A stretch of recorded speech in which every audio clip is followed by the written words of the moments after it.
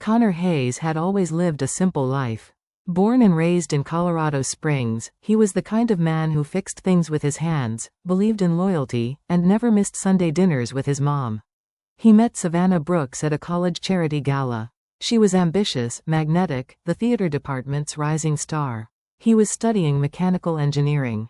She spilled wine on his shirt. He made her laugh when he said, "Well, now we match." They started dating. Where Connor brought calm and consistency, Savannah brought passion and flair. He built her a bookshelf from scratch. She choreographed a dance just for his birthday. They were opposites, but it worked. After graduation, Savannah pursued acting in LA. Connor followed, landing a steady job in a robotics firm. They shared a tiny one-bedroom, survived on instant noodles, and celebrated every little milestone like it was a red carpet moment. Then came the proposal. On a mountaintop, under snowfall, Connor got down on one knee with a ring he spent months saving for. Savannah cried, said yes, said forever. Their wedding was small, intimate, full of raw joy and laughter. Savannah wore a simple silk dress. Connor's voice cracked during his vows. Friends said they were the kind of couple that made you believe in soulmates. They moved into a quaint two-bedroom bungalow in the valley. Savannah painted murals in the spare room. Connor turned the garage into a workspace. They built a home filled with inside jokes, burnt toast mornings, and late-night confessions under shared blankets. It started with commercials, then minor TV parts. Savannah's face began popping up in places: bus ads, magazine spreads, late-night interviews. The girl who once auditioned in tiny theaters was now a name in casting rooms. Connor cheered her on every step. He rearranged his work schedule for premieres, learned how to use TikTok just to promote her clips, and stood behind her at events while she dazzled the cameras. But fame has its cost. She became busier, distant. Their cozy nights turned into her late returns. Conversations shortened. The laughter faded. Her phone rarely left her side. Their breakfast talks became hurried bites, her attention always split between him and the next audition alert.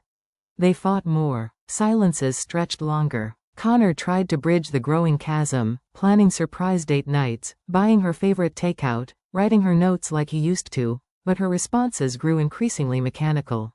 And then came The Flame Inside, a romantic drama where Savannah starred opposite A-list heartthrob Lucas Vane. Their on-screen chemistry was electric. Too electric. Suddenly, Savannah's schedule was booked for months. Press tours, after parties, endless rehearsals. Connor felt like a ghost in their own home, walking past her perfume but never catching a trace of her soul. Connor wasn't the jealous type. But when her phone buzzed repeatedly with Lucas's name, curiosity turned to suspicion.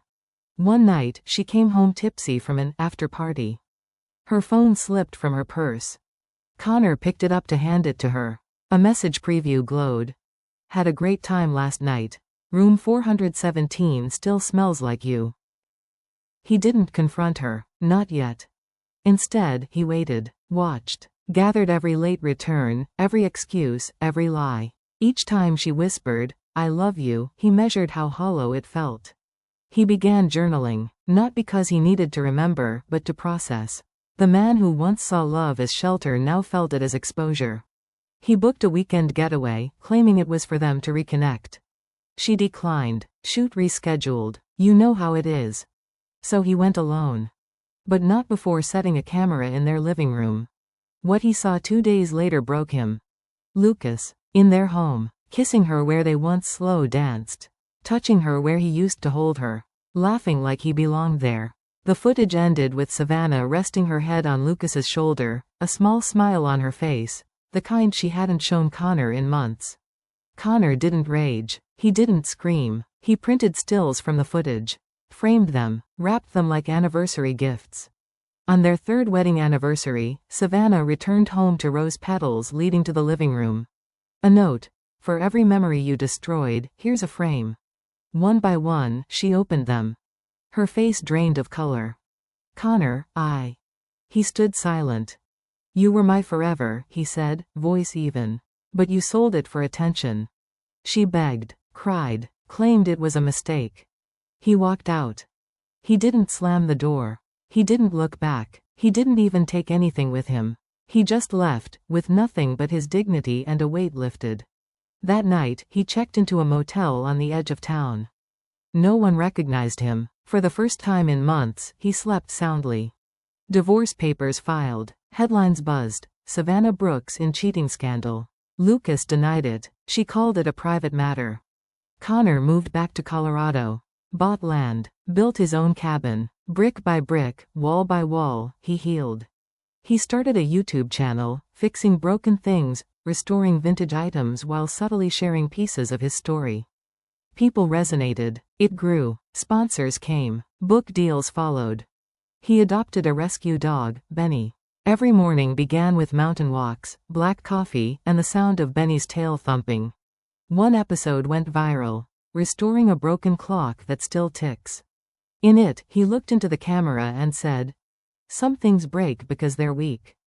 Others break because they were never real to begin with." His inbox flooded with stories from people who'd also been betrayed. He responded to every message. And in doing so, he found connection again. Savannah reached out a year later. Said she left the industry. Said she found therapy. Said she was sorry. He met her for coffee. She looked older, quieter, more human. "You deserved better," she whispered. "I know," he replied. They talked for an hour. About what went wrong. About how they broke each other in slow, silent ways. She cried. He didn't. They parted with a hug. He never looked back. Months later, he received a package. Inside, a copy of a memoir titled, "Fame Isn't Love," by Savannah Brooks. The dedication read, "To the man I once betrayed, thank you for showing me who I really was." Connor smiled, placed the book on a shelf. Never read it. Connor was invited to speak at a design expo in Aspen. He presented a concept home called Grace. It wasn't just about walls and beams, it was about emotional architecture. He said, "A strong home isn't just built with wood. It's built with trust, forgiveness, and the courage to start again." In the audience was a woman named Elise, an interior designer with eyes that looked like autumn. They chatted after, then emailed, then video called, then met for coffee. Elise didn't ask about his past, but she listened when he offered it. She showed him how to decorate without erasing the scars, how to live in the present without fearing the past. One snowy night, as they sat by the fireplace, she whispered, "You don't have to prove you're over her. You already are." He kissed her, not to forget Savannah, but to honor himself. Years later, Connor stood in the very spot he had proposed, mountaintop, snow falling gently. But this time, he wasn't on one knee. He was holding hands with Elise. They had just finished a hike. Benny ran ahead, chasing snowflakes. Elise leaned into him and said, "You built a life from the ashes." Connor replied, "I didn't just rebuild. I reinforced." He took a deep breath, looked out over the valley, and realized something. Savannah's betrayal wasn't the end of his story. It was the spark that ignited the most honest version of himself. "She broke our vows. I rebuilt my life. And this time, I built it unbreakable."